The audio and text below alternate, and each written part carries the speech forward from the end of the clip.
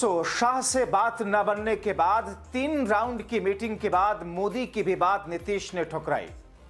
थोड़ी देर में करने जा रहे बड़ा फैसला। जेडीयू के सारे विधायक नीतीश के यहां पहुंचे। आखिर भारतीय जनता पार्टी और जेडीयू के बीच की वो कौन सी कड़ी है जिसको लेकर के शाह के बाद मोदी भी नीतीश को समझाने में नाकाम हो गए। आखिर नीतीश कुमार ने किस आधार पर शाह के बाद मोदी की भी बात को ठुकरा दी है? बिहार के अंदर नीतीश कुमार ने एड़ी चोटी का जोर लगा दिया कि किसी भी तरीके से हो एनडीए की सरकार बने। और जिस तरीके से गृह मंत्री अमित शाह और मोदी जी ने अपना दांव चला कि नीतीश कुमार के नेतृत्व में चुनाव लड़ा जा रहा है बिहार के अंदर, लोगों को यह आश्वासन जैसा एक जुमला हम ये कह सकते हैं बोला गया कि नीतीश कुमार अगली बार फिर से सीएम बनेंगे। लेकिन अब नीतीश कुमार को हटाया जा रहा है दोस्तों। लेकिन नीतीश कुमार ने भी बड़ा दांव चल दिया है। दावा किया जा रहा है कि मोदी और अमित शाह का सपना चकनाचूर पूरी तरीके से होता हुआ नजर आ रहा है। पूरी तरीके से धराशायी एक बड़ा सपना होता हुआ नजर आ रहा है। यह कह लीजिए कि शाह और मोदी जी चारों तरफ से घिर चुके हैं। क्या एक्शन लेने जा रहे हैं नीतीश कुमार? हमारे साथ वरिष्ठ पत्रकार मौजूद है जब्बार खान, आप इस रिपोर्ट को देखिए। दोस्तों, शाह से बात न बनने के बाद 3 राउंड की मीटिंग के बाद मोदी की भी बात नीतीश ने ठुकराई। थोड़ी देर में करने जा रहे बड़ा फैसला। जेडीयू के सारे विधायक नीतीश के यहां पहुंचे। स्वागत है आप सभी का। आप देख रहे हैं द राजनीति का विशेष सेगमेंट खबर और विश्लेषण। मैं हूं जब्बार खान। आखिर भारतीय जनता पार्टी और जेडीयू के बीच की वो कौन सी कड़ी है जिसको लेकर के शाह के बाद मोदी भी नीतीश को समझाने में नाकाम हो गए?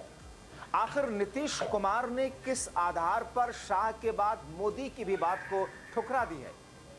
तो बिहार का समीकरण बनता हुआ दिख क्या रहा है? कौन बनेगा मुख्यमंत्री और किसकी बनेगी सरकार? दोस्तों, विस्तार से आपको सब कुछ बताते हैं। बहुत ही दिलचस्प मोड़ इस वक्त बिहार की राजनीति में आ चुका है। दोस्तों, मैंने अपने कल के शो में आपको बताया था कि किस तरीके से नतीजों में 202 सीटें जीत करके बम्पर तरीके से एनडीए उत्साह के 7वें आसमान पर था। मोदी और शाह मानो हवा में उड़ रहे थे, लेकिन इस बात से अनजान थे कि असली खेल तो अभी होना बाकी है। क्योंकि शाह तो ये मान करके चल ही रहे थे कि इस बार तो 89 सीटें हम लेकर के आ रहे हैं, पिछली बार 74 के मुकाबले कहीं ज्यादा। ऐसी स्थिति में बिहार में आजाद भारत के इतिहास में पहली बार भारतीय जनता पार्टी का मुख्यमंत्री बनने जा रहा है। मगर दोस्तों, शाह ने जो कोशिश की उसके बाद में शाह की सारी कोशिशें रायगा चली गई, क्योंकि नीतीश और उनकी पार्टी तैयार नहीं हुई, मानी नहीं। 3 दौर की मीटिंगें पटना में हुई। पहली बार 3 से 4 दौर की मीटिंगें पटना में नीतीश कुमार के खेमे की भी हुई और शाह रायगा चली गई। दिया गया। अब ऐसे में दोस्तों, मोदी के साथ में बातचीत का सिलसिला शुरू हुआ। दिल्ली में ललन सिंह, संजय झा सरीखे कुछ दूसरे लोगों की भारतीय जनता पार्टी के आला कमान के साथ में बातचीत हुई 2 दौर की। और उसके बाद में मोदी और नीतीश के बीच के संपर्क की खबरें सामने आई। लेकिन उसके थोड़ी ही देर के बाद में यह खबर सामने आ गई कि नीतीश कुमार ने जैसे शाह को 2 टूक कह दिया था, वैसे ही प्रधानमंत्री नरेंद्र मोदी को भी 2 टूक कह दिया। दरअसल दोस्तों, भारतीय जनता पार्टी को यह लगता है कि इससे सुनहरा मौका अपना मुख्यमंत्री बनाने का फिर शायद ही कभी मिले।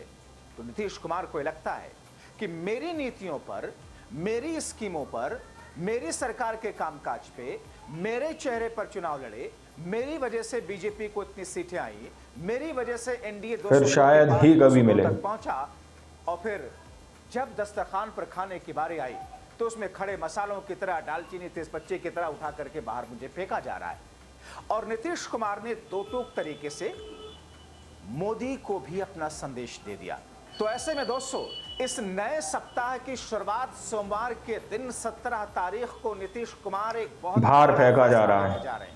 और माना यह जा रहा है कि अगर भारतीय जनता पार्टी ने अगले 3 से 4 घंटों के भीतर नीतीश कुमार की बातें नहीं मानी तो नीतीश कुमार उस फैसले का ऐलान कर देंगे और नीतीश कुमार इस्तीफा देने जा रहे हैं। नीतीश कुमार ने अपने सारे के सारे विधायकों के, जेडीयू के विधायकों को पटना बुलाया और इस वक्त नीतीश कुमार के यहां सारे के सारे विधायक नीतीश के संग बैठे हुए हैं। क्योंकि दोस्तों, खतरा इस बात का भी है कि कहीं Bharatiya Janata party operation lotus के जरिए कोई कमाल करने की कोशिश न करे। कुछ ऐसा ना करें जो बैठे बिठाए उनकी सारी हसरतों पर नीतीश के पानी फिर जाए। इसलिए कहा यह जा रहा है कि नीतीश कुमार की जेडीयू के जितने भी विधायक हैं 85 विधायकों को पटना बुलाया गया, कोशिश ना करें कुमार के आवास पर या नीतीश कुमार के किसी खास जगह पर उनको रखा गया है। अब ऐसी स्थिति में दोस्तों नीतीश कुमार दो फैसला लेंगे, लेकिन उस फैसले के ऐलान के लिए अभी कुछ घंटे हमें और आपको इंतजार करना होगा। लेकिन दोस्तों मैंने अपनी पत्रकारिता के अनुभव से और अपने कॉन्टैक्ट से बिहार से लेकर के दिल्ली तक जिनका रसूख, जिनकी पहुंच सत्ता के गलियारों में है, जो नीतीश कुमार और भारतीय जनता पार्टी के खेमे में जिनका उठना बैठना है, उनसे जब मैंने समझने की कोशिश की तो 17 नवंबर और 18 नवंबर बेहद महत्वपूर्ण दिन बताया गया। मैं आपको बताऊं कि थोड़ी देर के बाद में कहा यह जा रहा है कि नीतीश कुमार औपचारिक तौर पर इस्तीफा देंगे। इस्तीफा दरअसल दोस्तों चुनाव के बाद में नई सरकार के गठन के लिए और उससे पहले जो मुख्यमंत्री होता है 17 नवंबर और 18 नवंबर, 17 आज 18 कल का हिस्सा है।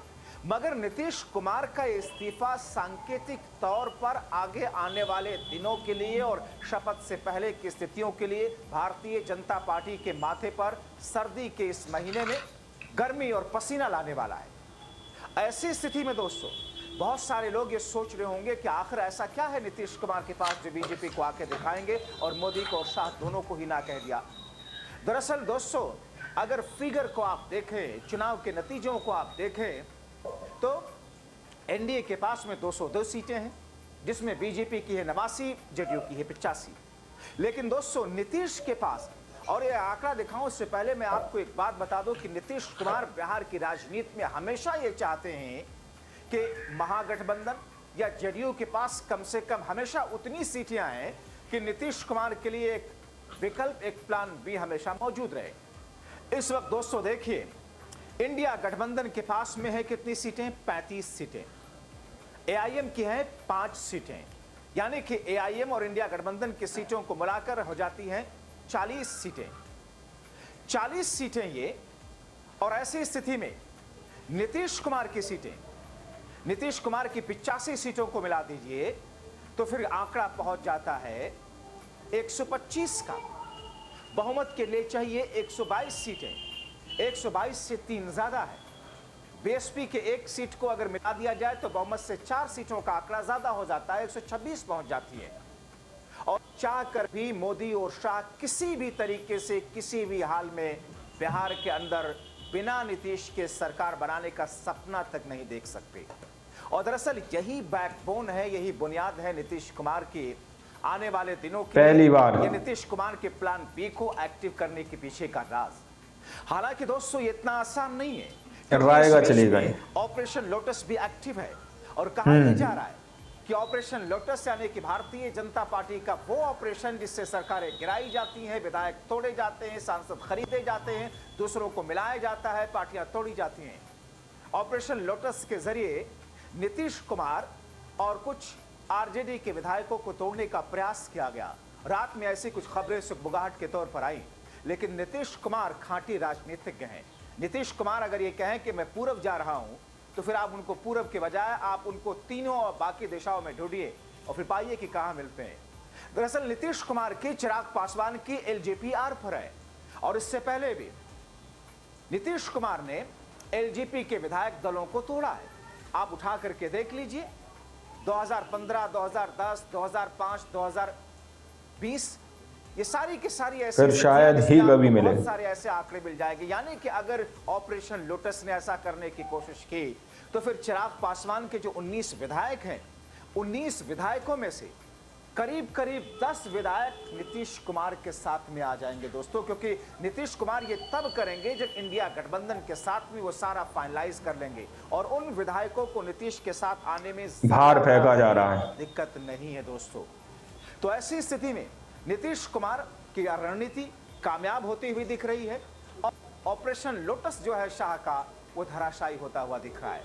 और दोस्तों जैसा कि मैंने पहले आपको बताया था कि नीतीश कुमार ऐसा अगर कदम उठाते हैं, बड़ा कदम उठाते हैं, तो फिर केंद्र की सरकार भी कहीं ना कहीं एक ऐसे हिचकोले खाते हुए नजर आएगी जिसकी कल्पना करके ही मोदी और शाह के हाथ पैर फूल जाते हैं। क्योंकि केंद्र की सरकार के साथ अगर किसी तरह का कोई खेला हुआ तो फिर ना तो उनके हाथ में चुनाव आयोग होगा, ना ईडी होगी, ना सीबीआई होगी।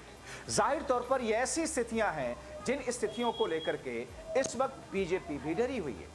हालांकि दोस्तों ये सब इतना आसान नहीं है, इसके पीछे की गुणा गणित हैं, उसमें बहुत समझाइश की कोशिश ना करें। अब ऐसी तमाम चीजों को लेकर के ये भी कहा जा रहा है, एक दूसरा फॉर्मूला ये कि नीतीश कुमार फिलहाल एनडीए के साथ ही रहें और मुख्यमंत्री बन जाएं, लेकिन उसमें मोदी का ये कहना है कि शुरुआत में हम आपको 2 साल के लिए मुख्यमंत्री बना देते हैं, 3 साल तक हमारा मुख्यमंत्री होगा।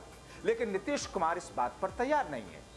मोदी ने एक और फॉर्मूला नीतीश कुमार के सामने रखा कि जितने भी कैबिनेट मंत्रालय हैं या जितने भी सारा जो मंत्री परिषद है उसमें मंत्रियों की तादाद आप ज्यादा रख लीजिए और बाकी राज्यसभा के अंदर या फिर केंद्र के अंदर हम आपको और मंत्रालय दे देते हैं, लेकिन मुख्यमंत्री बीजेपी का बनने दीजिए। लेकिन नीतीश कुमार इस बात को तो पहले ही फुर्सत में कट कर देते हैं। हालांकि दोस्तों जैसा कि मैंने आपको बताया था कि संजय झा और ललन सिंह ने 17 नवंबर और 18 नवंबर, 17 आज 18 कल कोशिश करते हुए समझाने की कोशिश की और तभी उस वक्त एक दिन पहले ही नीतीश कुमार उस अपनी ही मीटिंग से निकल करके गुस्से में तमतमाते हुए बाहर निकल गए थे। तो ऐसी स्थिति में जबकि दिल्ली से लेकर के दोस्तों आप लोगों ने इस वीडियो को शुरू से आखिर तक देखा। वीडियो के अंदर साफ तौर पर बात की गई है कि किस तरीके से यहां पर गृह मंत्री अमित शाह या भाजपा पूरी कह दीजिए, जिनका एक सपना हुआ करता है कि बिहार के अंदर उनका अपना सीएम हो, बिहार के अंदर उनका अपना सीएम फेस हो, और जिसके लिए उन्होंने हर तरीके की जिद्दोजहद की, हर तरीके से इस चुनाव को अपने पलड़े में लाकर उस एनडीए को 202 सीट तक ले जाकर खड़ा कर दिया। लेकिन अब जब सीएम के चयन की बात आई, सीएम को बनाने की बात आई, नीतीश कुमार को खड़े मसालों की तरह खाने में से निकालकर बाहर फेंकने की कोशिश की जा रही है दोस्तों। लेकिन नीतीश कुमार इतनी आसानी से पीछे हटने वाले नहीं हैं। नीतीश कुमार को लेकर काफी कयास लगाए जा रहे हैं। वीडियो के अंदर आप लोगों को A to Z बताया गया। आप लोगों ने इस रिपोर्ट को देखा सुना, आप लोग इस रिपोर्ट के बारे में क्या सोचते हैं, क्या समझते हैं, अपनी राय कमेंट सेक्शन में जरूर दीजिएगा। मिलते हैं अगली वीडियो में, जब तक के लिए जय हिंद, जय भारत।